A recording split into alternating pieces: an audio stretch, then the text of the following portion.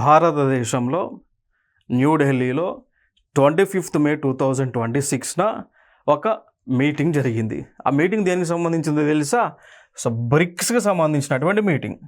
Like BRICS 2026 tourism meeting జరిగింది. So ఇది మన భారతదేశంలో జరగటం మొట్టమొదటిది అనమాట. అర్థమైందా? సో అలా బ్రిక్స్కి ఇప్పుడు మనమే ప్రెసిడెన్సీ నేషన్గా ఉన్నాము. సో బ్రిక్స్కి చైర్మన్గా మనమే ఉన్నాము 2026కి ఇయర్లో. కాబట్టి మన యొక్క నేతృత్వంలో 25 మే 2026న భారతదేశంలో న్యూఢిల్లీలో బ్రిక్స్ 2026 యొక్క టూరిజం ఎజెండాతో సమ్మిట్ జరిగింది, మీటింగ్ జరిగింది. అర్థమైందా?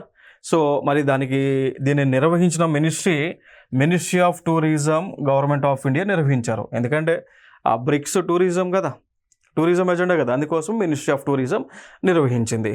అయితే ఇంతకీ బ్రిక్స్ అంటే ఏంటి? What is a BRICS? BRICS అనేటువంటి నథింగ్ బట్ ఇట్ ఈజ్ దేశాల యొక్క కూటమి, దేశాల యొక్క సమూహం.